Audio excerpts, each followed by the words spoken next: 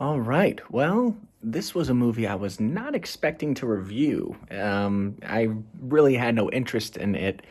But my friend asked me to come, so, I did. And I gotta say, The Last Breath is a solid 7 out of 10. Easy. Easy, solid 7 out of 10. Now, what is The Last Breath about? Well, it follows a team of deep sea divers who are tasked with repairing, ocean bed cables in the North Sea. And through the very harsh elements, things go awry, and it's a race against time to save a diver after his oxygen is cut off. This is in part based on a true story. In fact, it's actually based in part on the documentary um, of the same title. And honestly, it's a very, very, very good drama filled with surprisingly impeccable acting, great writing, great direction, pretty on par editing, and cinematography that made me go, because phasmophobia, whatever the hell it's called. So the things that do work, the performances, Simi Liu, Woody Harrelson, and a guy whose last name I can't remember, all have amazing chemistry and really bring their A game, as well as the supporting cast, including Cliff Curtis. Everyone does a pretty damn good job. And really, where I stand with this movie is that it's a good one-off watch because other than that, it's nothing special or remarkable.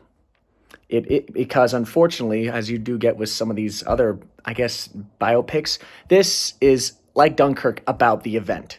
So you really only get a little bit of backstory on two characters, maybe 2.5. Um, but it's mainly focused on the situation. And thank God this movie is under 90 minutes because I don't think it needed more than the 90 minutes.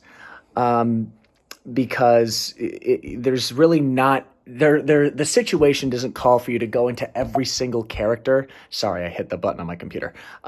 It doesn't really call for you to go into every single character and their backstory and whatnot. You focus on one character at the beginning, and then that's enough to get you into the movie. So there's that, and then on top of that, there's a lot of superfluous characters who really only get one or two shots, and I do mean shots, not scenes, shots in the movie. And it's meant to emphasize, how big this is, but they don't cut back to them enough for you to really give a shit. And then there is just one small pacing issue. You see, after the event happens, the shift is drifted off course, and we spend so much of the movie with Simu, the main Scottish guy, and Woody, that that when we cut to the people on board the ship, we stay with them for maybe a solid 15 minutes without cutting back to the other characters, the three main characters that we were following. And like I said, this movie's pacing is very good. It is tense from start to finish. You feel like you can't breathe. You're gripping your fucking seat nonstop, and that's a really damn good thing. I have nothing but praise for how intense of an atmosphere this movie has. It is suffocating, pun intended.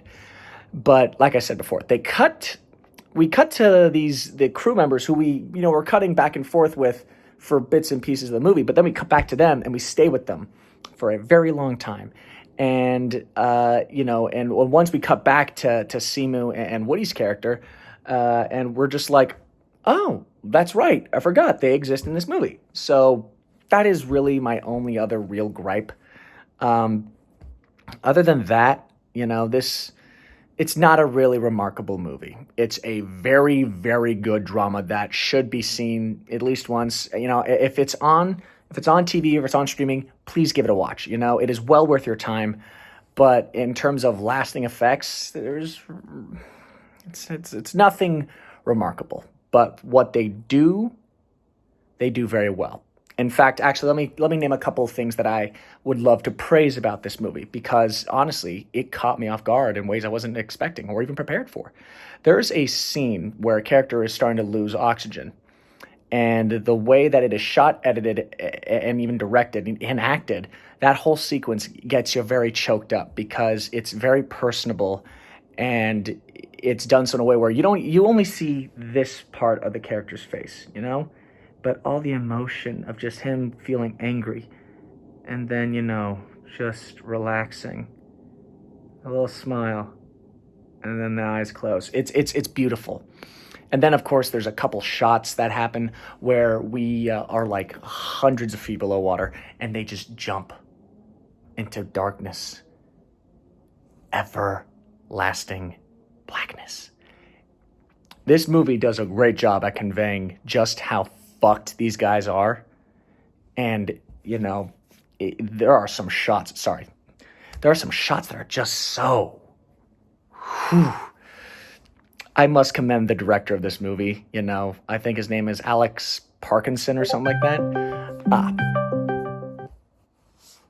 Sorry about that. But regardless, I highly recommend it. This is a good movie to take your dad out to go see. If you want to know a little bit more, maybe go watch the documentary as well. But other than that, it's a fine movie. Nothing offensive, pretty competently made, and well worth the price of admission. And so, yeah, go. That's it. See ya.